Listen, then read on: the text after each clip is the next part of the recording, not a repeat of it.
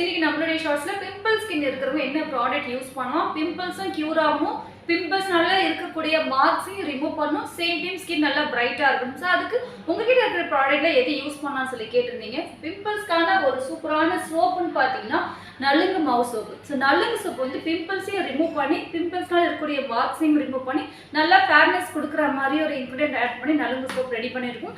ஒரு நாளைக்கு 4 டைம்ஸ் நீங்கள் இந்த சோப் யூஸ் பண்ணினாலே ஆல்மோஸ்ட் உங்களுக்கு 50% பிம்பிள்ஸ் வந்து ரிமூவ் ஆகிடும்.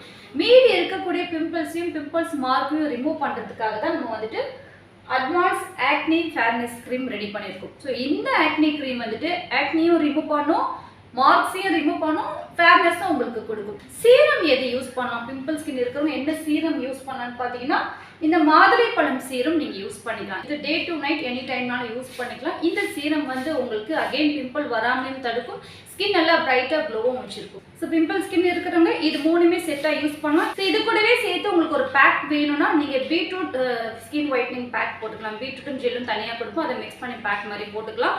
இன்னும் அட்வான்ஸ்டாக வேணும்னாலும் கஸ்டமைஸ் பண்ணியும் நாங்கள் கொடுப்போம். ஃபேர்னஸ் க்ரீமாக இருந்தாலும் சரி தான், சோப்பாக இருந்தாலும் சரி தான். பிம்பிள் ஸ்கின் இருக்கிறவங்க அட்வான்ஸாக இன்னும் கஸ்டமைஸ் பண்ணி வேணும்னாலும் நீங்கள் கேளுங்க.